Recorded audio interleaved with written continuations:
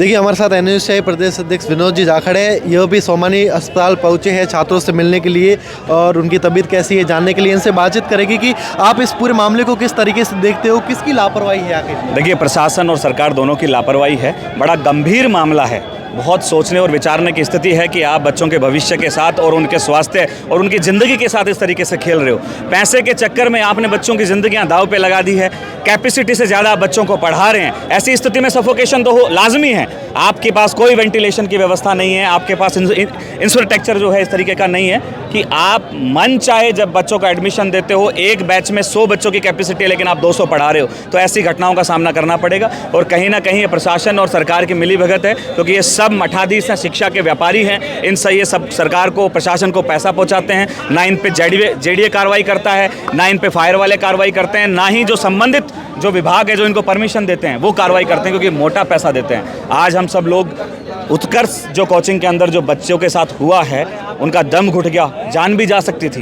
ये सही समय पे पता लग गया कि बच्चों को एडमिट कराया गया, लेकिन ऐसे खतरे, ऐसी घटनाएं बार बार ना हों, इसके लिए जो है सरकार इसकी जांच कराए और जो भी कोचिंग संस्थान इसमें लिप्त हैं, क्योंकि हर कोचिंग की ये स्थिति है, हर कोचिंग की स्थिति है, उन सब के नोटिस दे। और आज ये उत्कर्ष कोचिंग में हुई है तो उसको भी नोटिस दे और इन कोचिंग संस्थानों को बंद करे।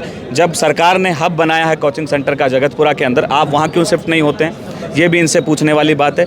और हम सब लोग इस घटना का बहुत कड़ी शब्दों में विरोध करते हैं और ये विरोध हमारा जब तक जारी रहेगा, जब तक जो है पूर्ण रूप से एक तो बच्चों को मुआवजा दिया जाए और बच्चों की ज़िंदगी की क्या गारंटी है, क्या सारी परमिशन दी गई है, वो इन्होंने फुलफिल की है या नहीं है, इसकी जांच होनी चाहिए। देखिए पहले भी ऐसे कई मामले देखने को आए हैं जिसमें बच्चों को बेसमेंट में पढ़ाया जाता है। बिल्कुल, गर्मी के अंदर, तब तक गर्मी में बच्चे पढ़ रहे हैं। अभी तो सफोकेशन का मामला यहाँ का है, चलो सर्दी है, सर्दी के अंदर ऐसी स्थिति है तो सोचो गर्मी में क्या स्थिति। मैंने कहा ना, ये शिक्षा को केवल व्यापार बना दिया इन लोगों ने। इनको शिक्षा से कोई लेना देना नहीं है, बच्चों के जीवन से कोई लेना देना नहीं है। ये सिर्फ पैसा कमाने का माध्यम समझते हैं। ये पैसा कमाते हैं और अपनी जेबें भरते हैं, सरकार को चंदा देते हैं, प्रशासन को पैसा देते हैं, इसलिए इनको सब एनओसियाँ इनकी पास हो जाती है, इनको एनओसियाँ मिल जाती है, परमिशन मिल जाती है। और जब भी कोई प्रशासन इन पे कार्रवाई करने आता है तो उसको पैसे देके मुंह बंद कर देते हैं। देखिए अब थोड़ी देर पहले यहाँ पर पुलिस की और जो छात्र थे उनके बीच झड़प भी हो गई थी। वो तो झड़प होगी, क्योंकि प्रशासन आज चेता है ना, जब घटना हो चुकी उससे पहले चेता तो हमें यहाँ धरना देने की आवश्यकता थोड़ी थी। तो ये सरकार की नाकामी है और इन सब कोचिंगों की जो मनमानी है, जो शिक्षा का बाजारीकरण है, इसके खिलाफ हम मजबूती से खड़े होंगे। एनएसयूआई इनका खुले में विरोध करेगी। संडे भी था जो कोचिंग संचालित थी, फिर भी चल रही थी कोचिंग। देखिए, बिल्कुल पैसा कमाने में लोग इस तरीके से पागल हो गए कि इनको बच्चों के फिजिकल या उनके स्वास्थ्य से कोई लेना देना नहीं है। संडे इसलिए होता है कि आप रेस्ट करें, अपना काम करें, दैनिक दिनचर्या में अपने आप को समय दें।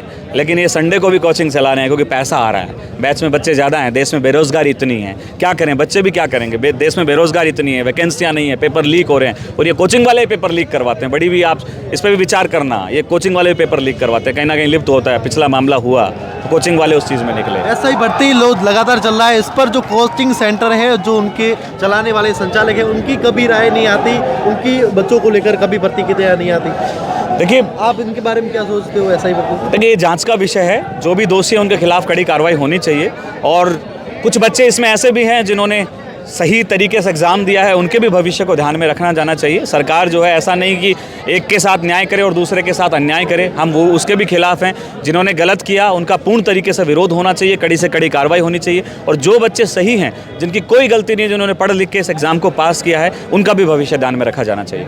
देखिए हमारे साथ विनोद जाखड़ थे और यहाँ पर देखिए किस तरीके से अभी लगातार है जो धरना प्रदर्शन है जो जारी है, नारेबाजी लगातार चल रही है। इस वक्त हम सोमानी हॉस्पिटल के और बच्चों का है जो इलाज छात्र छात्राएं है उनका भी अंदर है जो चल रहा है। द खटक से मैं आपका साथी राजेंद्र, धन्यवाद।